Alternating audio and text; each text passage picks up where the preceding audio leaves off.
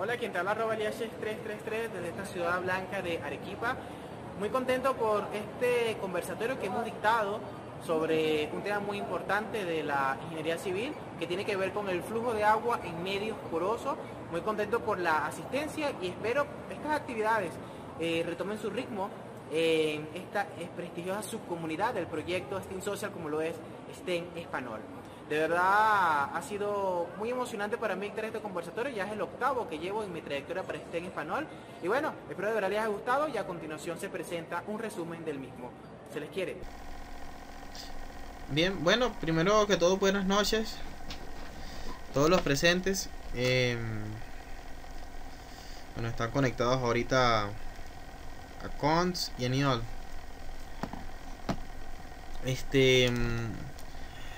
Bueno, creo que pese a la poca asistencia es bueno continuarlo y bueno, ya esperamos se vayan incorporando con el transcurrir de los minutos.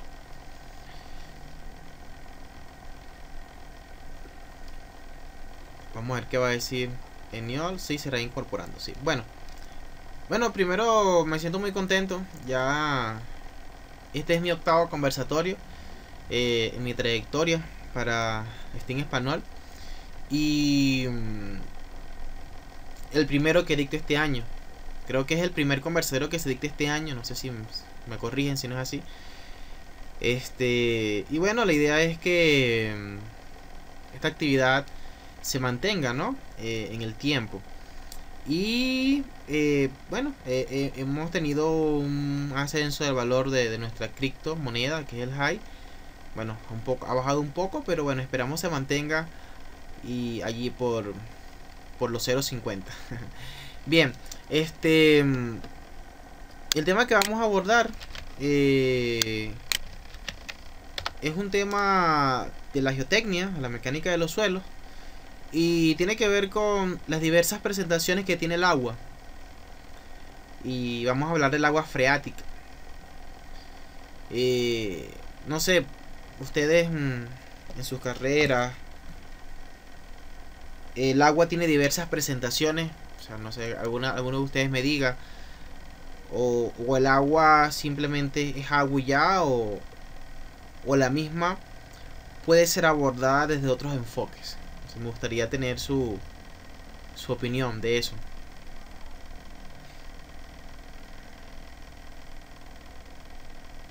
Claro. Y pregunto cómo si se enfoca de agua y ya o le dan diversos nombres. Porque en el caso de los suelos el agua tiene diversas presentaciones.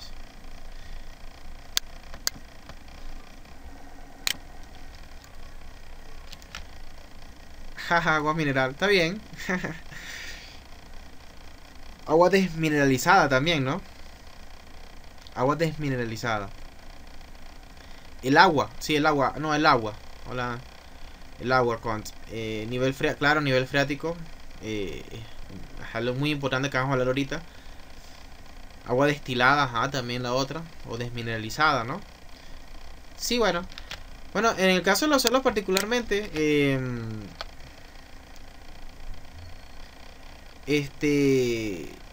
bueno, estos son los temáticas que vamos a estar abordando, ¿no? Voy a saltarme ya esto. En el caso de los suelos, aguas subterráneas, ajá, dependiendo la posición, muy bien. Parecido a agua freática, chao dieta. Fíjense ustedes acá que yo después de hacer una revisión bibliográfica,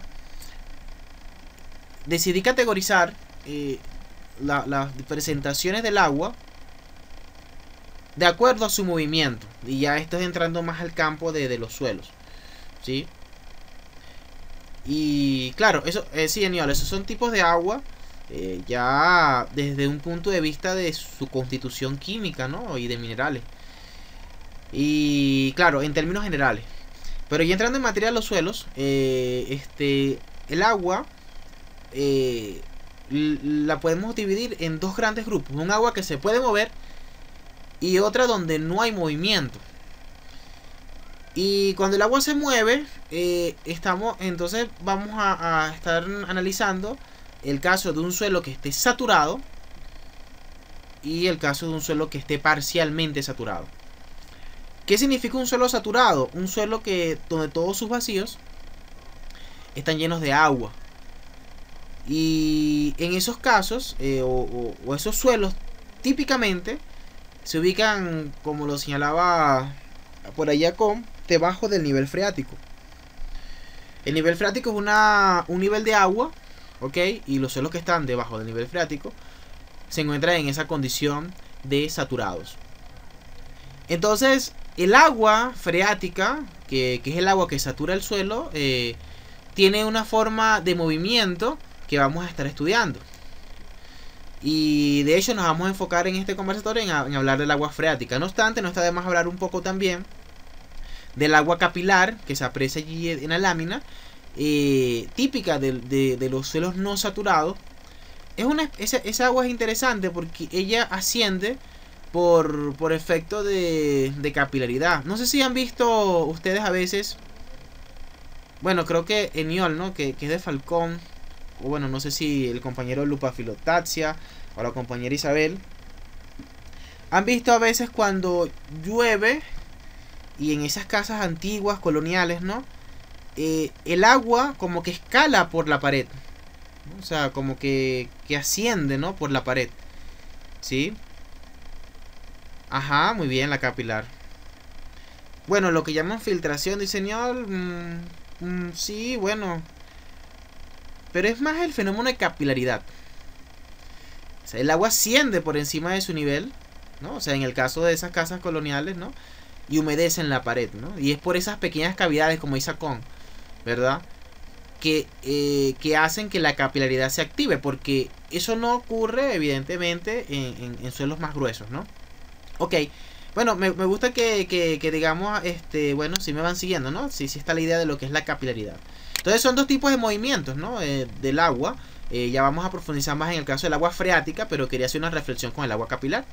Pero también en el suelo hay un agua que no se mueve. Y esta es el agua higroscópica. Esta agua higroscópica es el agua que el suelo absorbe, ¿ok? Es el agua que el suelo absorbe.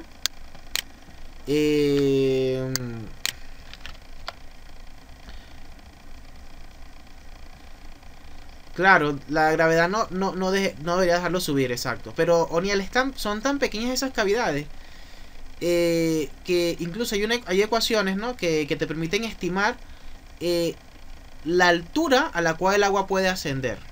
Y eso se acentúa mientras más diminuto son esas cavidades del suelo, mientras el suelo es más fino.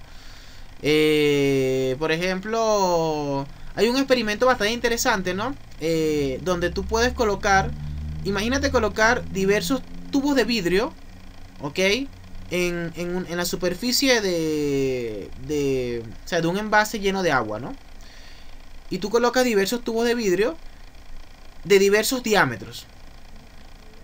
Esos tubos de vidrio que tienen el diámetro más pequeño, vas a ver cómo el agua asciende por ahí más que en aquellos donde el diámetro es mayor. Incluso hay un punto donde el diámetro puede ser tan grande que el agua ni siquiera va a ascender por efectos de capilaridad. Por eso esto es algo típico de los suelos finos y bueno, suelos no saturados. Hablamos de capilaridad, ¿no? Porque esa agua no satura el suelo. Bueno, vamos a hacer una pequeña pausa. Se están incorporando algunos compañeros. Chao Dietas. Vamos a decirle a Chao Dietas. Vamos a decirle que salga y vuelva a entrar.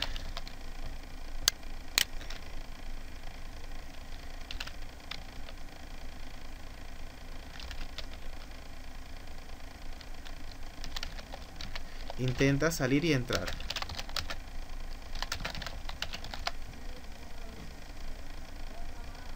Ah, ya, perfecto. Sí, mientras más afinan los conductos, más asciende el agua, exacto. Y ese es un agua capilar. Eso da campo a un fenómeno que se llama la succión en los suelos, típico de los suelos no saturados. Y es una variable muy importante que cuando hablamos de suelos compactados y CBR, bueno, la amiga que conoce esos términos, entra en juego ahí esa variable para desafiar un poco los diseños tradicionales de suelo. Ahí entra mucho la estadística, experimentos factoriales, todo eso. Es un conversatorio que quisiera dictar muy pronto también, hablar un poco de eso. Bienvenido, Balsam. Gracias por la receptividad. Bien, Ahora, voy a volver a colocar la lámina, ¿no? Porque está un agua que no se mueve, como les decía. Es un agua que el suelo puede absorber por el aire que lo rodea, ¿ok? Y es un agua que lo humedece, y con esa agua es la que nosotros eliminamos del suelo cuando lo colocamos dentro del horno por un periodo no mayor a 24 horas, a una temperatura no mayor de 110 grados centígrados, y colocamos el suelo allí. Y esa es el agua que se elimina por ese proceso de secado del suelo, ¿ok? Y con esos valores obtenidos es que calculamos nosotros la humedad del suelo. Más o menos es así el procedimiento, ¿no? La pluviometría se toma en cuenta. Te refieres, por ejemplo, a esa agua proveniente de las lluvias, ¿no? Que puede humedecer el suelo. Que me imagino que es eso, ¿no? Sí, por ejemplo, hay algunos... sí, claro, sí entra en juego. Porque estamos hablando, chaudietas, de suelos que están expuestos, ¿no? Que están al aire, ¿no? O sea, están a cielo abierto. Imagínate una cantera, por ejemplo, donde se encuentran esos suelos. O sea, aquí no estamos hablando ya de los suelos que están debajo del nivel freático, que de por sí están saturados, sino que estamos hablando de suelos que están así, pues a cielo abierto, ¿no? Que los podemos ver, los podemos tocar, ¿no? Fácilmente. Evidentemente, si llueve, la humedad va a aumentar. Por supuesto que sí la tomamos en cuenta, ¿no? Entonces, está muy bien esa acotación de Chaudieta, porque es también una variable que puede influenciar en los valores de humedad. ¿Ok? Y bien, bueno, entonces, el punto es que esa agua se puede eliminar fácilmente colocando el suelo en el horno a una temperatura de 110 grados centígrados máximo, según lo que dice la norma. Si pueden ver la imagen, ahí se señala, ¿no? Una temperatura entre 105 y 110 grados. Y bueno, hay un ensayo que regula eso, regido por las normas ASTM, ¿ok? Con la cual se puede calcular la humedad del suelo. Pero hay otro tipo de agua que se llama agua estructural o agua químicamente combinada, que es un agua que forma parte de la matriz del suelo, y la forma de eliminarla es con temperaturas muy elevadas, al nivel de llegar a la calcinación del suelo. Pero eso no nos conviene, porque eso se traduce en de dañar la estructura del suelo. Entonces es un agua que, digamos, no tomamos en cuenta cuando vamos a calcular los valores de humedad, porque también se encuentra en una pequeña proporción. Agua molecular, sí, creo que también la podemos, se conoce así, creo que también la conocen así, agua químicamente combinada, agua estructural, sí, un agua que forma parte, ¿no? de la matriz del suelo, ¿sí? Y bien, vean ustedes los diversos tipos de aguas que he nombrado, ¿no? Agua freática, agua capilar, agua estructural, agua estructural o químicamente combinada, agua higroscópica, que es la que tomamos como referencia para calcular la humedad, ¿ok? Agua en forma de vapor es otra, ¿sí? Y ahí hablamos nosotros de humedad relativa. Eso está un poquito ligado con el tema de la succión, ¿ok? ¿Qué pasa cuando se construye sobre un afluente? No sé, me corrigen. Afluente, cuando pasa una zona donde hay paso de alguna corriente de agua, ¿no? Nunca le presté atención a los tipos de agua. Muy interesante esto. Así es. Es decir, que cubren el viejo caudal. No, o sea, por ejemplo, no sé, me imagino tú, Chaudieta, quieres decir que, por ejemplo, como que ya por allí no pasa agua, pero y construir sobre ahí mismo, en esa zona donde pasó agua en un tiempo atrás. Me imagino que es eso lo que me quiere preguntar, ¿no? Bueno, creo que eso siempre va a ser riesgoso, ¿no? Porque de alguna forma u otra estos tipos de quebradas que pueden estar secas, no es conveniente confiarse, ¿no? Y construir en esa zona, porque considero que son zonas de riesgo, ¿no? Cuando quizás estos afluentes o estos ríos recuperen sus niveles normales producto de las lluvias, bueno, ahí es donde pueden venir los problemas, ¿no? Sí, claro. Siempre vuelven al cauce, bueno, claro. Cuando recuperan sobre todo sus niveles, ¿no? Producto de las lluvias, porque a veces hay épocas de sequía, donde, bueno, pareciese como que que eso siempre va a estar seco, ¿no? Pero no es bueno confiarse, no es recomendable. Acon dice, allí si llueve mucho se puede inundar, es lo que sucede en algunas ciudades de Venezuela. Así es. Se puede decir que eso es artificial o de origen artificial. ¿A qué te refieres exactamente, Niol? Cuando dices, o sea, ¿el origen de qué?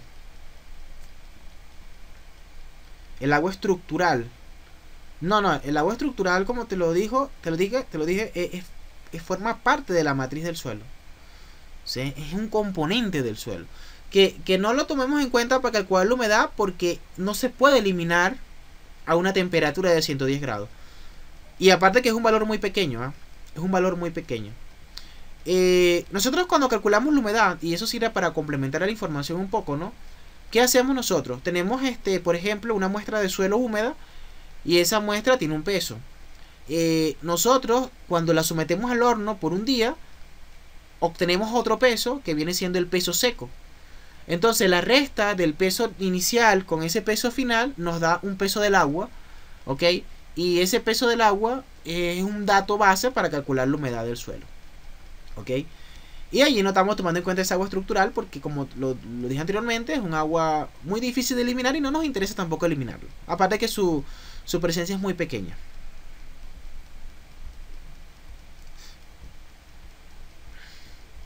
Es interesante el aporte que está haciendo acá con respecto a este tema de las inundaciones.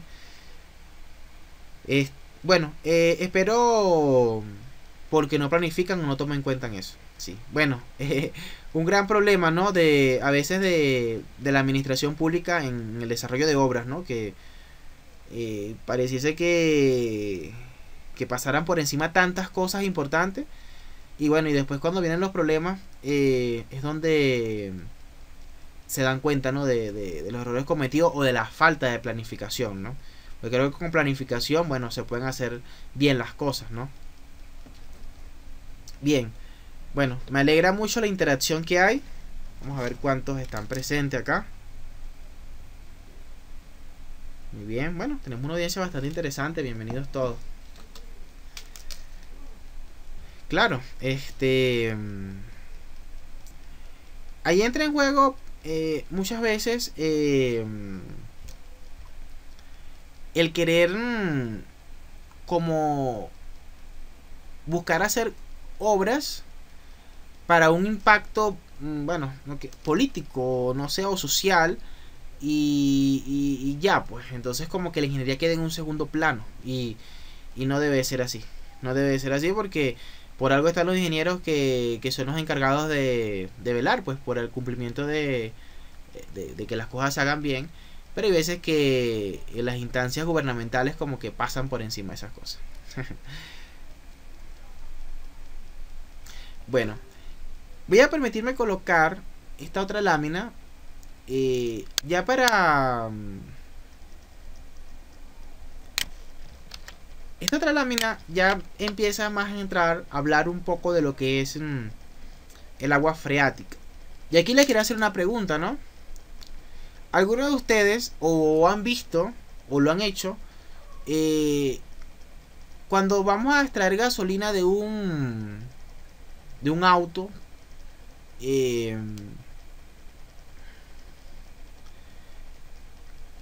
¿Cómo lo hacen? Eniol pregunta, ¿cuál es la diferencia entre capa freática y agua freática? Bueno, la capa freática es como ese tope, ¿ok? Ese nivel de agua, porque en sí es agua, ¿no? Pero es como ese tope, esa capa, es como la frontera, ¿no? Y ya lo que está debajo de eso, sumergido, en el caso de los suelos, bueno, los suelos debajo de esa capa se encuentran saturados. Y el agua freática es esa agua que se mueve en esos suelos saturados, ¿sí? Más bien la capa yo lo veo como un concepto de posición, ¿no? O sea, como algo que te define una frontera, pues, ¿sí? Y... Ajá, muy bien esa intervención de Acon ahí, me gusta esa frase, ¿no? La capa es el límite y el agua es el contenido. Ya, perfecto, sí, muy claro quedó ahí. Bien, bueno, les hacía una pregunta, ¿no? ¿Cómo nosotros ustedes, ¿no? ¿Cómo sacan agua de un carro, ¿no? Quiero que más o menos me cuenten ahí, me escriban para ver qué tal. Si alguna vez lo han hecho.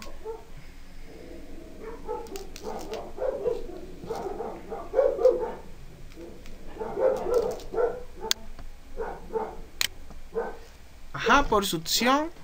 Claro, por succión. Gasolina, perdón. Gasolina del carro. Es gasolina. Ajá, por succión, ¿no? Ya, muy bien.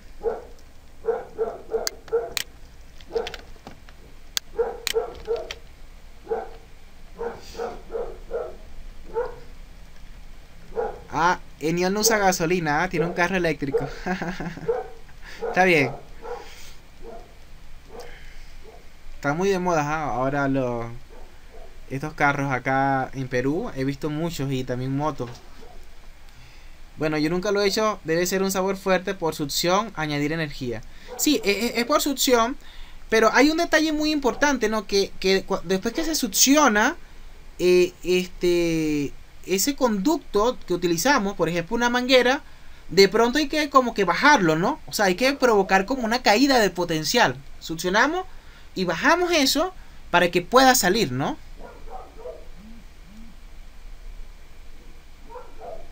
¿Verdad?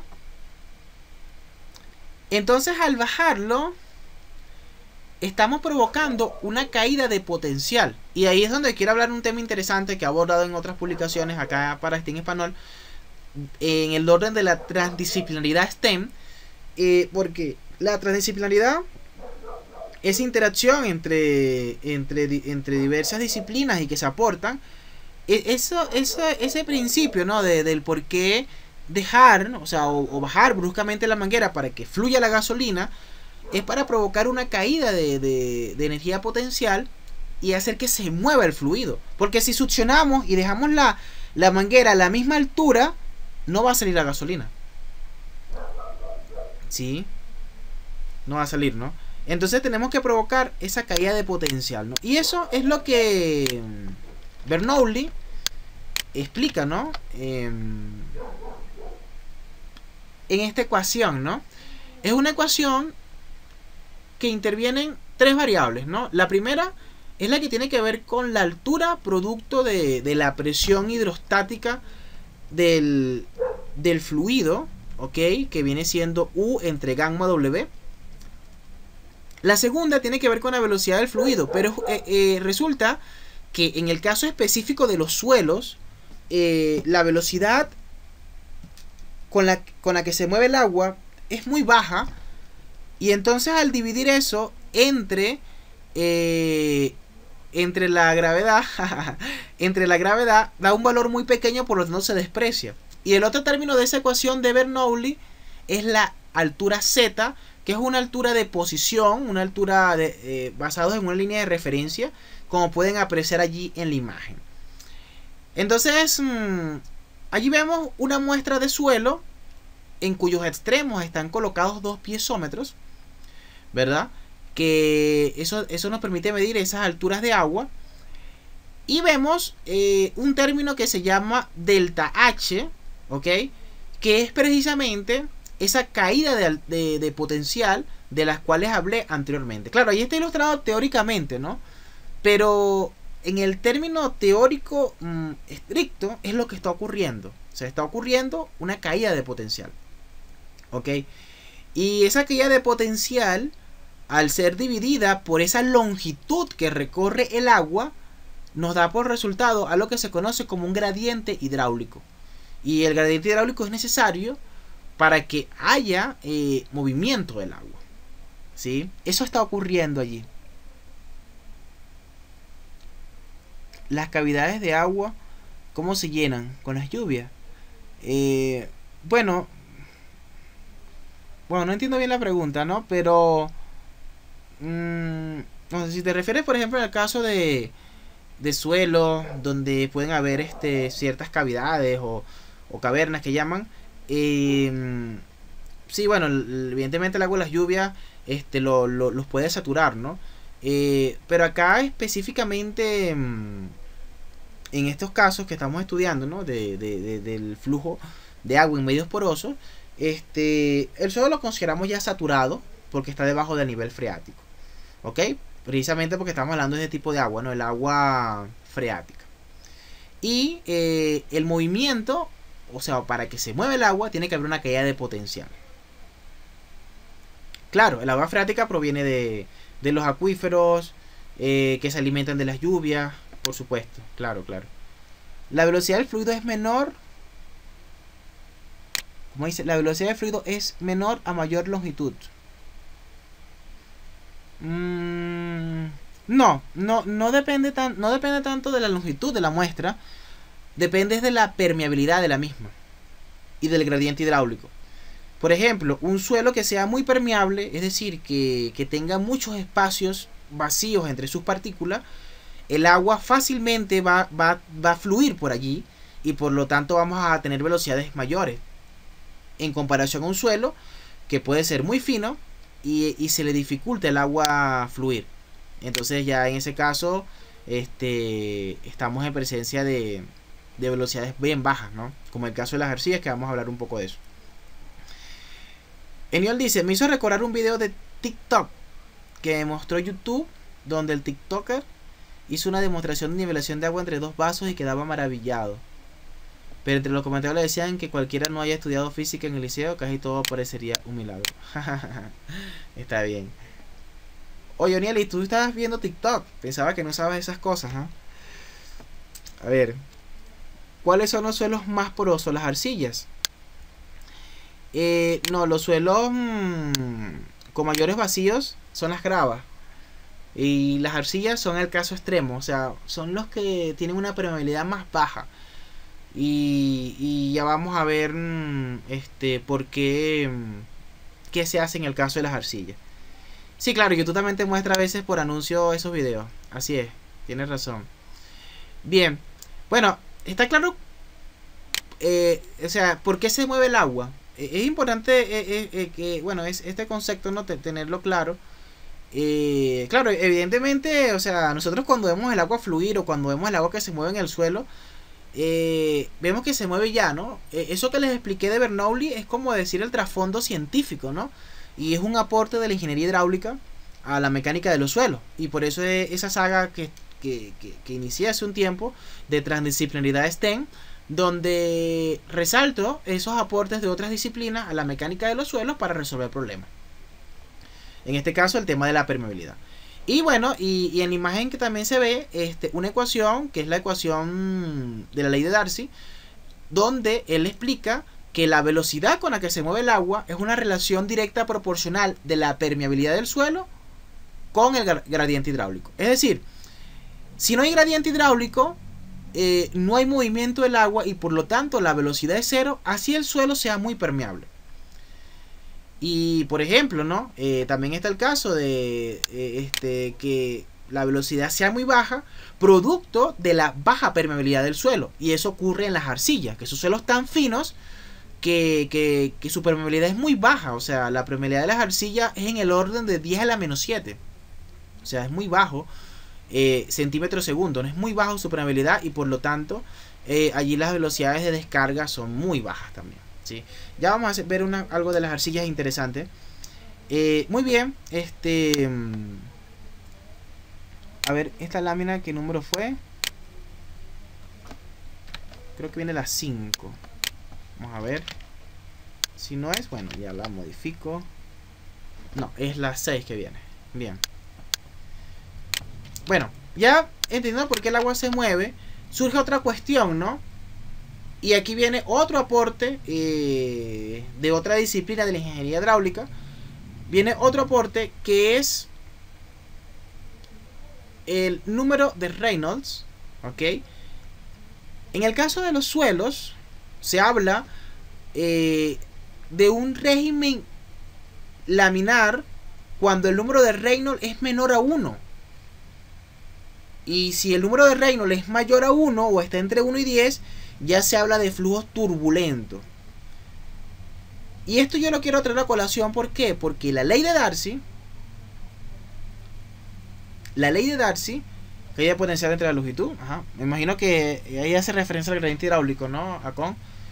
Bien, esta ley de Darcy, cuando el flujo es turbulento, no tiene validez. No tiene validez. Yo recuerdo que cuando yo comencé a estudiar estos conceptos, ¿no? Yo pensaba que la ley de Darcy era milagrosa, servía para todo. Servía para todo, ¿no?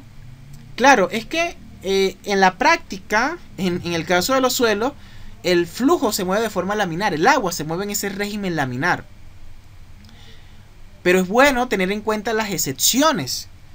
¿Por qué? Cuando estamos en presencia de gravas puras, gravas limpias, que esos suelos muy gruesos, podemos entrar en condiciones de flujo turbulento y allí la ley de Darcy no aplica. Por ejemplo, claro, lo que pasa es que en la práctica los suelos con los que mayormente nos encontramos son suelos que no se encuentran en ese estado tan limpio. Son suelos que van a tener otras partículas que los componen, suelos finos también, suelos mixtos, y eso va a hacer que el agua se le dificulte transitar por esas cavidades que dejan y por lo tanto el régimen tienda a laminar. Fíjense ustedes, ¿no? En la imagen se muestra unos valores, ¿no? Se muestra la ecuación de Reynolds y se muestran unos valores. Por ejemplo, se coloca el diámetro de una arena gruesa, que es de 0.04 centímetros. Se coloca una velocidad de descarga aproximada de 0.25 centímetros segundo, un valor conservador, una densidad del fluido de 1 gramo centímetros cúbicos y una viscosidad de 0.0105. Al sustituir todos esos valores, si ven la imagen, van a darse cuenta que el R aproximadamente llega a 1. Está por debajo de 1, da 0.95. Si lo logran apreciar en imagen, ¿no? Ese valor de R, ¿no? Entonces, fíjense ustedes que aún asumiendo esos valores un tanto conservadores, R tiende a ser menor que 1 y eso nos da esa garantía de que en la mayoría de los casos el agua en los suelos se mueve de un modo laminar. Y como lo dice Acon, el agua suele fluir muy lenta en el suelo, ¿sí? Entonces, bueno, y eso nos da un respaldo, una tranquilidad de cuando la ley de Darcy es válida, ¿no? Y es bueno, bueno, por ejemplo, cuando enseñamos suelo, por ejemplo, cuando tengo la oportunidad de dar algunas clases desde acá de suelo, ya sea por asesorías o algunos que me preguntan de estos temas, es bueno siempre dejar ese aspecto crítico, ¿no? De las cosas, ¿verdad? Porque eso es parte, ¿no? de esa formación, ¿no? Porque, como les dije, cuando yo empecé a estudiar la ley de Darcy pensaba que servía para todo, ¿no? Pues resulta que tiene su límite o sus campos de aplicación y eso es bueno, digamos, conocerlo. Entonces, muy bien. La ley de Darcy es válida entonces para suelos saturados, es decir, suelos que están debajo de la capa o nivel freático, donde hablamos de agua freática, que es el agua que satura el suelo. Y también es válida cuando ese movimiento del agua sigue un régimen laminar, es decir, cuando el número de Reynolds es menor a 1. Entonces, en base allá a estas nociones, ¿verdad? Un tema de interés que se desprende en torno al agua freática es el tema de la permeabilidad de los suelos. La permeabilidad de los suelos es una variable muy importante que nos interesa estudiar. Forma parte de sus propiedades hidráulicas y siempre es bueno conocer qué tan permeable puede ser un suelo, es decir, con qué rapidez o con qué facilidad un suelo puede dejar pasar agua. Aparte que la permeabilidad es un concepto muy importante, por ejemplo, en el caso de los rellenos sanitarios, donde se hacen excavaciones profundas, ¿no? Y se va depositando la basura, luego se cubre con permeabilidad igual acá, claro, por supuesto, amigo Acon. Bueno, Acon me imagino que lo conocen, ¿verdad? Acon es ingeniero civil, su especialidad es la estática, sus posts de estática me fascinan. Siempre tengo la oportunidad de decir en los conversatorios, para mí el blog de Acon en estática es una referencia. Yo espero tener tiempo pronto para estudiar esos temas de Acon y preguntarle, porque de verdad es muy interesante, porque esos temas que él expone allí, que se plantean como cuestiones de nivel universitario, son claves en el posgrado de estructuras, son claves en un posgrado de sismoresistencia, un doctorado incluso. Eso hay que tenerlo muy muy claro para uno meterse en un posgrado. Y me parece muy didáctico con eso que tú haces y te felicito. Y bueno, Bueno, espero pronto estudiar esos temas porque de verdad que son bastante didácticos. Bueno, y ya bueno, retomando de acá, la permeabilidad es una variable muy importante a conocer en los suelos, como les decía, por ejemplo, en el caso de los rellenos sanitarios, donde se hacen excavaciones, se coloca basura y se cierra después con un geosintético, un geotextil, y así se va haciendo por capas, ¿no?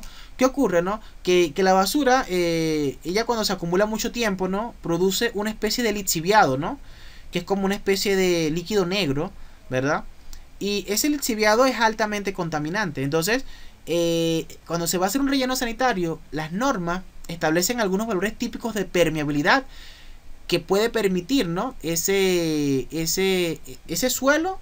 Y si no cumple, entonces hay que colocar algún geotextil, una geomalla o algo, porque si ese lixiviado fácilmente percola, o sea, penetra el suelo, va a contaminar los acuíferos que pueden estar, ¿sí? Entonces, de allí a que la permeabilidad sea un valor muy importante siempre para saber de los suelos. Hay muchas formas empíricas de calcularlo, ¿ok? Fórmulas que nos permiten obtener un valor aproximado de permeabilidad. Sin embargo, yo quería compartir a ustedes acá un poco la experiencia en el laboratorio, ¿ok? Donde para calcularla se utilizan unos dispositivos llamados permeámetros. Esa foto que está allí, bueno, hace años ya, bueno, Acon, no sé si me escucha, ¿conoce al profesor Centeno, Acon? Esa foto me la tomé en el laboratorio del profesor Centeno. Tuve la oportunidad de estar allí 2 semanas entrenándome en el laboratorio. Es un laboratorio muy lindo, tiene de todos los equipos. Yo estaba ahí feliz porque wow, había de todo. Y bueno, sí, bueno, el profesor Centeno es un grande en la mecánica de suelo, de los mejores de Venezuela y de Latinoamérica, me atrevería a decir. Una inminencia. Y bueno, estuve en su laboratorio. Esa foto es de allí, un lindo recuerdo. Y bueno, en laboratorio nosotros estudiamos la permeabilidad a través de unos instrumentos llamados permeámetros. Y hay 2 tipos, está el permeámetro de carga constante, el de carga variable. Voy a colocarles un ejemplo, ¿ok? De más o menos cómo se trabaja con el de carga constante. Permítanme colocarles acá la lámina. Básicamente lo que se hace es colocar el suelo en una condición saturada y hacer que pase por el agua. Entonces se mide en un recipiente la cantidad de agua que atravesó el suelo, ok, así como se puede ver en la imagen, y el tiempo, ¿no?, que tardó esa agua en atravesar el suelo. Por ejemplo, en 10 segundos se recolectaron 20 centímetros cúbicos de agua. Ya, entonces se hace otra vez la prueba. En 20 segundos, tantos centímetros cúbicos. Y así se hace unas 3 veces la prueba. Y ya con esos datos, volumen de agua, tiempo, la longitud de la muestra, el área de la sección transversal, eso nos da la permeabilidad. Nos estaría dando la permeabilidad, la permeabilidad K. ¿Ok? El valor de K. Y al multiplicar esa K por el gradiente hidráulico I, nos da la velocidad. ¿Sí? Nos da la velocidad que, si pueden apreciar acá, tomando en cuenta esa permeabilidad promedio de 0.10 centímetros segundo por el gradiente hidráulico, nos da una velocidad de 0.25 centímetros sobre segundo. Entonces, si se recuerdan, cuando hablamos de Reynolds, esa velocidad era más o menos la que asumíamos, ¿no?, para calcular el número de Reynolds. Entonces, eso demuestra que ese cálculo que hicimos allá no estaba tan alejado de la realidad y nos da como esa razón de que típicamente en los suelos vamos a estar viendo un flujo laminar, ¿no?, bajo ese régimen laminar. Y prueban con tantos tipos de suelo existen. Bueno, en esencia nosotros los suelos, Irma, los clasificamos en 4 grandes grupos: gravas, arenas, limos y arcillas. Entonces, básicamente, dependiendo, digamos, la granulometría de ese suelo, porque como lo dijimos anteriormente, si estamos en presencia de una grava muy limpia, ya la ley de Darcy no aplica porque el flujo puede tender a turbulento, pero en la mayoría de los casos estamos en presencia de suelos mixtos y si normalmente podemos hacer este ensayo, ¿no? Y siempre vamos nosotros en los laboratorios armando una data, ¿no? siempre, ¿no? Porque hay veces que no se pueden hacer los ensayos y bueno, y más o menos se toma como referencia ese suelo y hay valores también tabulados en los libros, ¿no? Que dicen, bueno, más o menos la permeabilidad para ese suelo es de tanto, ¿no? Entonces ya también eso sirve como una guía.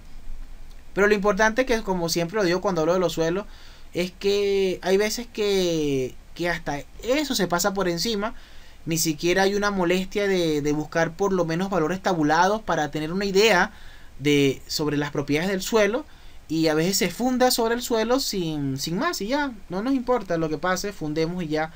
Y no es así porque el suelo es un material bastante complejo y que en interacción con el agua es su principal enemigo, especialmente de las arcillas, ¿no? Y interacción con el agua, su comportamiento puede variar, su resistencia puede variar, por ejemplo en el caso de las arcillas. Entonces siempre es bueno saber dónde se va a fundar. Un estudio de suelos cuesta aproximadamente el 10% de lo que puede representar toda la obra, todo el proyecto. Entonces, por ejemplo, imagínense ustedes que van a invertir $1.000.000 en un centro comercial y aproximadamente, ¿no?, con $100.000, y creo que estoy exagerando, podrían hacer un buen estudio de suelo y van a estar seguros de que van a fundar en algo que conocen. Y ojo, y conocer el suelo no es conocerlo ya, porque al conocerlo puedes determinar las fundaciones más apropiadas, ¿no? O sea, pilotes, claro, Oniel, pero ese estudio va acompañado de las propuestas de fundaciones del edificio, ¿sí? No solamente de ahí la información, no, o sea, va acompañado evidentemente de todo un respaldo donde se recomienda, bueno, hay que hacer pilotes a tantos metros de profundidad o hay que hacer zapata aislado. O sea, ya viene ahí la parte de los distintos tipos de fundaciones y aparte que esa información la utiliza también el calculista de la estructura para simular la estructura en los programas de cómputo. O sea, es algo bastante completo. Pero ¿qué es lo que pasa a veces? Que no se hace eso, se omite, ¿no? Y entonces después vienen las consecuencias cuando ocurren asentamientos no esperados, se agrietan las paredes, etcétera, etcétera, etcétera. Y bueno, como también he dicho dietas, ¿no? Cuando se hablaba de las inundaciones, que a veces no se toman en cuenta estas, o no se prevén, pues, estas situaciones. Pues entonces, por eso estamos en parte del proyecto y el proyecto es precisamente para tomar en cuenta todas estas consideraciones, ¿no? Algo así como en el ajedrez, Oniel, que te toca jugar una partida contra Carlsen y no te preparas bien, pues. Entonces después Carlsen te sale, no sé, con algo ahí, el System Off de Itzen y te gana, pues. Muy bien. Interacción sobre la estructura, algo que me apasiona mucho y bueno, fue una parte, ahí es vital los estudios de suelo. Entonces bien, en el laboratorio, bueno, podemos obtener la permeabilidad de esa manera, pero hay algo, un dato curioso, ¿no? Que es, por ejemplo, el caso de las arcillas. Las arcillas son ese tipo de suelo que perdón, esta ya la había colocado. En el caso de las arcillas, los investigadores hablan de que no es recomendable obtener su permeabilidad a través de estas pruebas que le mencioné. ¿Ok? Esta prueba que yo he colocado acá, que era el de carga constante, también está el de carga variable. Fíjense ustedes, ¿no? En el permeómetro de carga constante yo les decía que o sea, medíamos una cantidad de agua que atravesaba el suelo, ¿verdad? La medíamos con un recipiente, ¿verdad? Y ese volumen de agua, ¿en cuánto tiempo, no? Lo logramos recolectar. Por ejemplo, 10 segundos, 13 segundos, ¿no? Eso lo hacíamos ahí. Pero hay otra prueba, que es la de carga variable, que se utiliza para suelos que tienen una baja permeabilidad. Por ejemplo, un suelo compactado o suelos finos como un limo, ¿verdad? Donde no es tan fácil, esperar que obtener o acumular una cantidad de agua que atraviese el suelo. No es tan fácil porque son suelos que tienen una permeabilidad tan baja que puedes tardar horas y todavía no has acumulado nada de agua, ¿no? Entonces en esos casos, como es tan mínimo, su permeabilidad es tan baja, perdón, mejor dicho, su permeabilidad es tan baja, entonces se trabaja con diferenciales de altura, ¿ok? Es decir, es como que se coloca una especie de tubería que está llena de agua y se van registrando esas pequeñas variaciones de altura. Es decir, por ejemplo, cuando comenzó el ensayo, la altura era de 90 centímetros, la altura de agua, ¿no? Y luego de 2 minutos bajó a 85. Listo. Entonces esa variación de altura es el dato que vamos a estar utilizando en esos casos para calcular la permeabilidad de los suelos que son más finos, ¿no? Pero las arcillas son tan complicadas, ¿no? Y al mismo tiempo tan finas y su permeabilidad es tan baja que esa prueba tampoco se recomienda porque los teóricos dicen que puede haber pérdida de agua por evaporación. Entonces, en el caso de las arcillas, se recomienda obtener la permeabilidad con la prueba de consolidación, que es la que les estoy colocando allí en la imagen.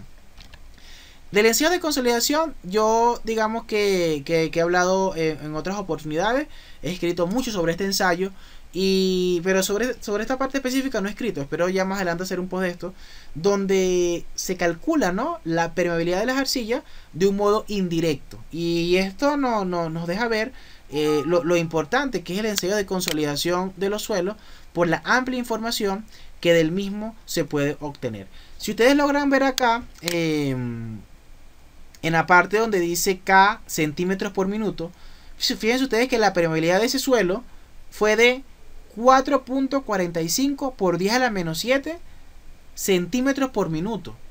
Si esto lo llevamos a centímetros sobre segundo, todavía da un valor más pequeño. Entonces, eso nos muestra lo dura que son las arcillas para permitir el paso del agua. Por eso las arcillas típicamente también se utilizan para cuando se van a construir presas de tierra.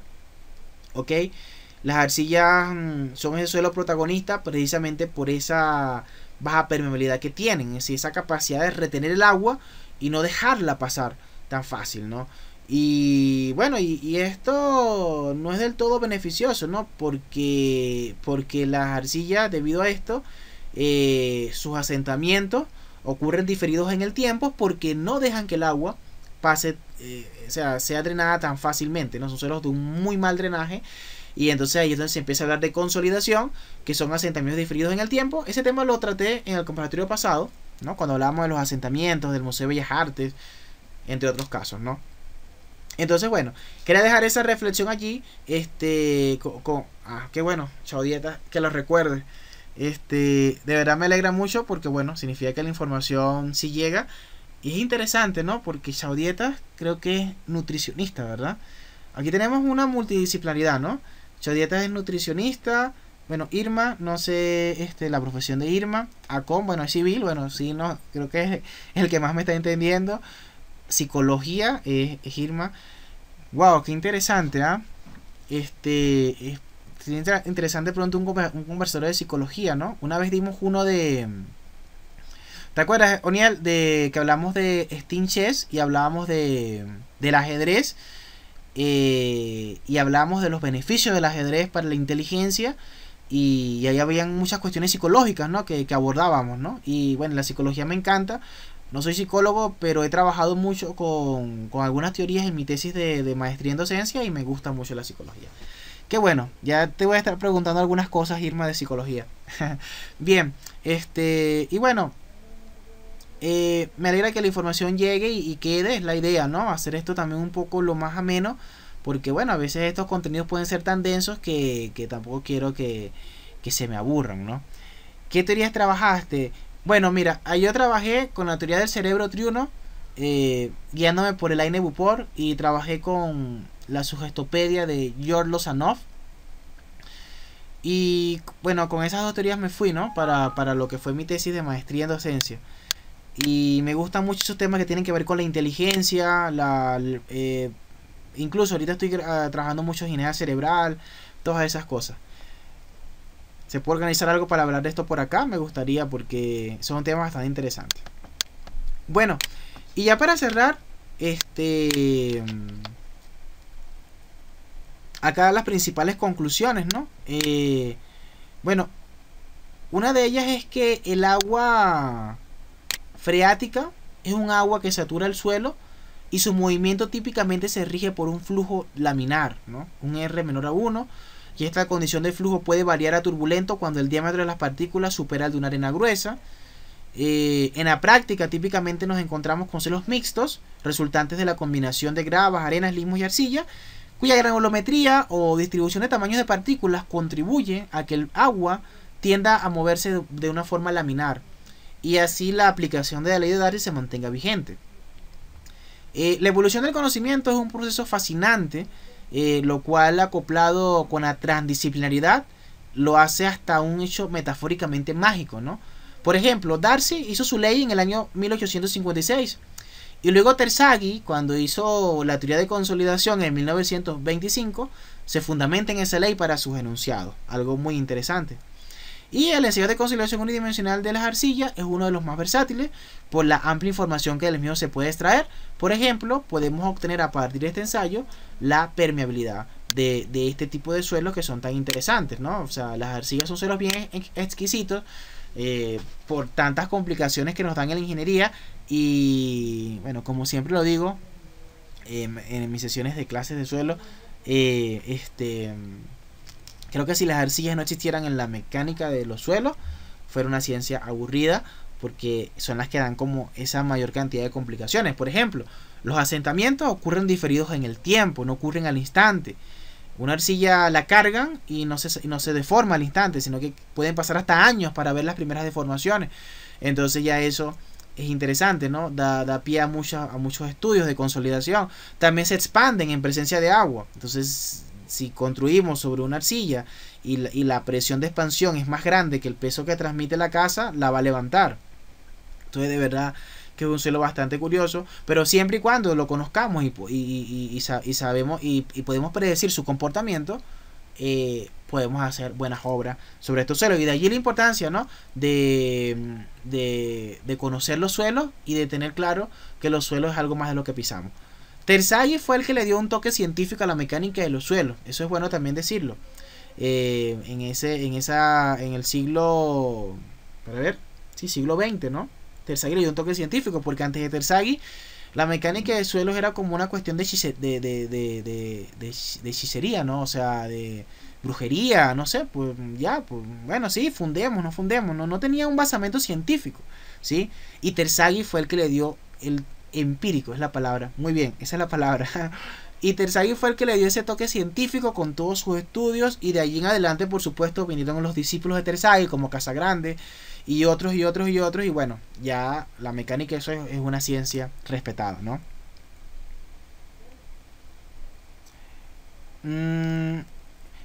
O la Torre de Pisa, quieres decir. La Torre de Pisa se hizo sin muchos conocimientos sobre los suelos, y mira las consecuencias, ¿no? Ajá, por eso se inclinó la Torre de Pisa, claro. Y bueno, y después afortunadamente, ya con los avances, bueno, creo que se logró estabilizar, ¿no? Pero es curioso, ¿no? Que una obra que fue construida de ese modo, bueno, se hizo tan famosa, ¿no? Afortunadamente no colapsó. Así es. Afortunadamente no colapsó. Bien, bueno, saben que este conversatorio estaba planificado para el día domingo, el Día de las Madres.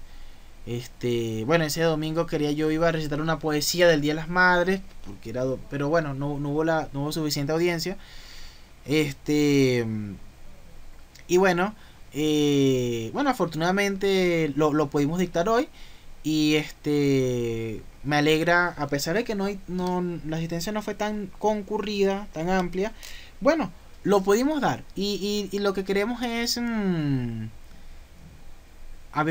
ya, bueno, sí la puedo recitar, ¿no? Con mucho cariño. Con mucho cariño se las puedo recitar. Y lo que queremos es, bueno, este tipo de compartir de conocimiento, activarlo. ¡Wow! Mamá de 3. ¡Wow! Felicidades, ¿eh? ¡Qué honor! Y lo que queremos es activar estos espacios de compartir. Y bueno, esperemos pronto vengan más conversatorios y vengan mejores tiempos para la blockchain, ¿no? Para que todas las criptos, especialmente el HIVE, que con la que trabajamos, siga su aumento. ¿Logran escuchar el fondo?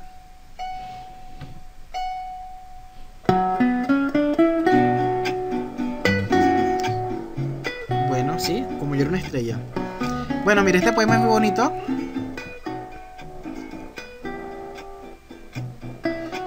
Se llama así, mira, de pronto lo han escuchado, ¿eh? De Carlos Ramón Cordero, La cuenta que no da nada. Yo voy a pagar la crianza que le debo a mi mamá. Para eso le cobraré porque ella me debe más.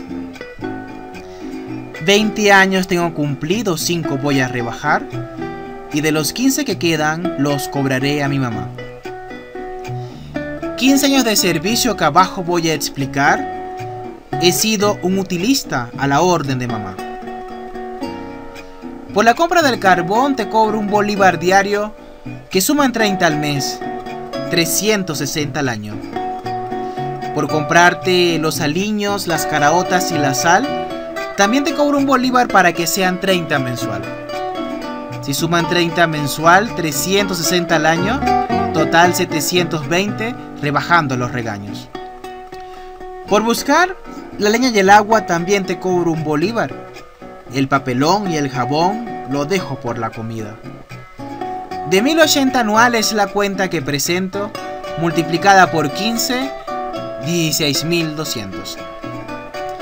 La madre oyó aquella cuenta que su hijo le cobraba y muy sonriente le dijo: ven acá, hijo del alma.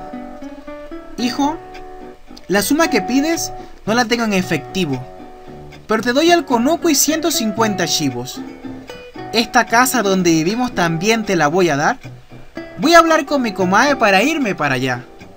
Eso es todo lo que tengo que me dejó tu papá, que tú no lo conociste por estar de corta edad. Pero aquí te pongo mi cuenta, la que vas a rebajar. 9 meses te cargué, no te los voy a cobrar. Después de tu nacimiento tuviste una enfermedad. Me trasnoché 15 días. Eso no te vale nada. Los ahorros que tenía que me dejó tu papá, los gasté cuando enfermaste. Tampoco, hijo, tampoco te vale nada. Dándote comí en la boca hasta los 2 años de edad, pura sopita de auyama. Eso no te vale nada. Después te dio sarampión, te llevé a la ciudad, allí vendí los cochinitos. Tampoco, hijo, tampoco te vale nada. Te lavaba los pañales todos los días de madrugada, porque solo tenías 4.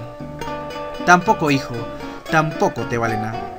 Para secar los pañales los tenía que planchar, por no dormir me enfermé. Eso no te vale nada. Pero así seguí luchando hasta lograr que sanaras. Quedamos bastante débil. Tampoco, hijo, tampoco te vale nada.